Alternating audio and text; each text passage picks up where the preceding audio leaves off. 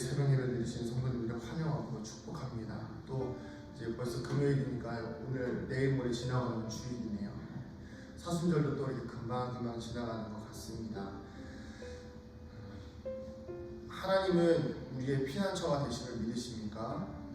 우리 말씀에 보면 하나님, 우리가 잘 알고 있는 이 찬양의 가사죠. 나의 영혼아 잠잠히 하나님만 바라라. 이 찬양이 이제 모티브가 되는 시편 9절입니다. 인간의 인생 가운데에서 누구나 어려움을 당하죠. 누구나 쉽지 않은 인생을 살고 있습니다. 근데 그때마다 우리는 의지할 대상을 세상에 있는 방법으로 살아가려고 할 때가 많이 있는데요. 그러다 보면 예를 들어서 외부에서 문제가 생겼다 그러면 가족에게 도움을 청하고, 또 가족 가운데 문제가 생겼다 그러면 또 다른 나랑 가까운 지인들에게 도움을 청하기도 합니다. 그렇게 지나가다 보면 사람은 사람을 속이게 마련이다 보니 배신을 당하기도 하고 때로는 어려움을 겪기도 합니다. 그러면서 우리가 하는 이야기가 뭐죠? 인생 별거 없다. 인생 믿을 사람 하나 없다.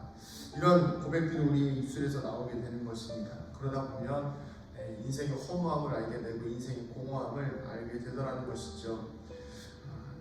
오늘 말씀에 나오는 내용도 그렇습니다. 9절에 보면 슬프도다 사람은 입김이며 인생도 속임수이니 저울에 닳는 그들은 입김보다 가벼우리로다. 포악을 의지하지 말며 탈취한 것으로 허망해지지 말며 재물이 들어도 거기에 마음을 두지 말아라. 참 인생을 달관한 삶의 이야기와 같죠. 다윗이 지은 이야기입니다. 왜냐하면 다윗이 인생에서 아주 많은 희노애락을 경험한 사람이에요. 어찌 보면 가장 무천대받는 막내 아들로 태어나가지고 양치고 살고 있다가 하나님의 은혜로 또 그의 인생 가운데 큰 변화가 있었고 이스라엘의 왕이 되어지는 놀라운 역사를 경험하였으며 또 왕이 되어서도 승승장구하는 은혜를 누렸습니다.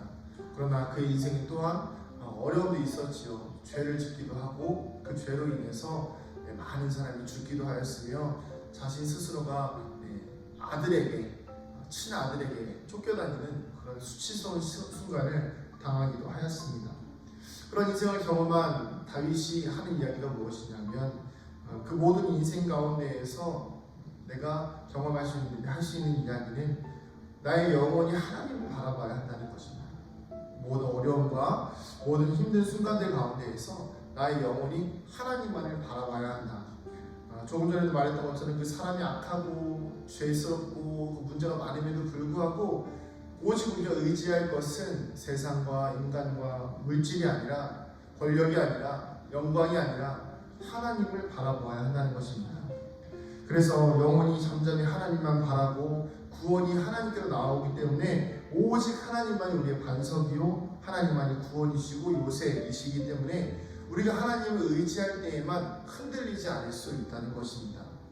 자, 그런데 오늘 말씀에 보면 이 나의 영혼이 잠잠히 하나님만 바라며 이 구절이 두 번이 반복되어지게 됩니다. 자, 그런데 조금 다른 게 있어요. 먼저 첫 번째는 어떻게 나오냐면 같이 한번 읽어볼까요? 1절입니다. 시작. 나의 영혼이 잠잠히 하나님만 바라며 아멘. 이렇게 나옵니다. 자, 그런데 두 번째 5절 한번 읽어볼까요? 5절입니다. 시작. 나의 영혼아 잠잠히 하나님만 바라라. 자, 어떤 차이가 있죠? 첫 번째는 그냥 나의 영혼이 하나님만 바라며 나의 구원이 그에게서 나오는다라는 이 고백이고, 그리고 3절부터 보면 넘어지는 담과 흔들리는 울타리 같이 사람을 죽이려고 일찍이 나를 공격하려고 하느냐, 높은 자리에서 떨어뜨리기만 꾀하고 거짓을 즐겨한 입으로는 축복이요 속으로는 저주로다. 이렇게 하나님을 바라면서도 계속 마음속에 어떤 세상에 대한 두려움과 걱정과 근심이 있다는. 자, 그런데 5절에는 어떻게 나오죠? 나의 영혼아 잠잠히 하나님만 바라라. 이것은 무엇이죠? 영혼을 향한 명령이에요. 그러면서 뒤에는요 그런 어떤 아쉬움의 내용이 전혀 없어요. 나의 구원과 영광이 하나님께 있으며 내 힘의 반석과 피난처도 하나님께 있다. 백성들아 시시로 하나님을 의지해라. 하나님 앞에 마음을 토해라. 하나님은 우리의 피난처시다. 이렇게 담대하게 선포하고 있는 것입니다. 사랑하는 성도님들, 우리의 삶에 어려움이 찾아올 수 있습니다. 그럴 때에 우리의 영혼을 향하여서 나의 영혼이 하나님을 바라는 것도 좋지만 우리의 영혼에게 때때로 명령해야 합니다. 나의 영혼아, 하나님을 바라보아라. 나의 영혼아, 어렵고 힘들어도 하나님을 의지해라. 내 영혼아, 정신을 차려라. 내 영혼아, 깨어나라. 네가 지금 이 자리에서 의지할 것은 세상이 아니라, 물질이 아니라, 사사로운 것들이 아니라, 나를 배신하는 누군가가 아니라, 물질이 아니라 바로 하나님이시다. 하나님에게만 구원이 있다. 하나님만을 바라봐야 한다. 이렇게 담대하게 우리의 영혼을 향하여 명령할 수 있어야 하는 것입니다. 사랑하는 성도님들, 우리의 영혼을 하나님께로 인도할 수 있는 우리가 되어지길 소망합니다.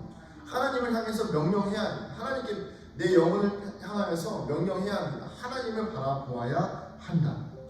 자, 그러자 이 말씀의 끝에 어떻게 나오죠? 하나님이 한두 번 하신 말씀을 내가 들었으니 권능은 하나님께 속하였다 하셨도다. 이 말이 무슨 말이죠? 하나님의 음성을 들었다는 거예요. 그런데 우리가 보통 하나님의 음성을 들으면 어떤 것을 기대하죠? 하나님 나의 반석이시니 하나님 나에게 힘을 주세요, 능력 주세요. 이렇게 기도하면 하나님께서 어떤 말씀 하실까요? 그래, 고생했다. 그래, 내가 너의 인생을 좀 잘 책임져 줄게. 내가 뭐 이렇게 오른쪽으로 가거라. 아니면 이 일을 해라. 하지 말아라. 이렇게 말씀하실 줄 알았는데 권능은 하나님께 속하였다. 그러니까 뭐 인간의 어떤 능력과 인간의 어떤 뭐 자신의 능력으로 살아갈 수 있는 자기 의들이 다 필요가 없다는 거죠. 하나님의 음성을 한두 번 들었는데 그 한두 번 들은 간절한 음성 중에 하나가 무엇이냐면 인간에게 권능이 없다. 모든 인생의 권력과 권위와 권능과 능력은 나에게 있다. 이 이야기를 다윗이 들은 거예요. 그러니까 다윗은 누구를 인정할 수밖에 없는 거예요? 하나님을 인정할 수밖에 없고 어려움과 환난과 고난이 다가올 때에 하나님을 붙들 수밖에 없다는 거예요. 오늘 우리가 하나님의 음성 듣게 되어지길 소망합니다. 근데 그 음성에 권능이 하나님께 있다는 음성을 들으셔야 돼요. 그럴 때에 내 인생의 주관자, 내 인생을 이끌어 가시는 분은 내가 아니라 하나님이시라는 것을 확신할 수 있어야 되고, 그럴 때에 우리 영혼을 향하여 내 영혼아 하나님을 바라보아라. 그 소망이 모든 소망이 하나님께로 나오는도다 라는 이 믿음의 고백, 선포를 할 수 있다는 것입니다. 사랑하는 성도님들, 오늘 우리의 삶과 인생 속에서 정말 하나님께서 우리에게 허락하여 주시는 그 구원의 은혜, 구원의 감격을 통하여서 내 영혼에게 선포할 수 있는 우리가 되어지기를 소망합니다. 담대하게 선포하는 하루가 되어주시기를 주님의 이름으로 축복합니다. 기도하시겠습니다. 하나님, 오늘도 우리의 영혼과 인생을 주님의 은혜 가운데로 이끌어 주시니 감사합니다. 하나님, 우리의 영혼이 주님을 바라보게 하여 주시옵소서. 환난과 고난과 곤고와 핍박 가운데에서도 오직 내 영혼의 주관자이신 하나님을 바라보며 나의 영혼아 하나님을 바라보아라 이렇게 명령할 수 있는 거룩하고 굳건한 믿음의 자녀들 되게 하여 주시옵소서. 감사드리며 사랑이 많으신 예수님의 이름으로 기도드립니다. 아멘.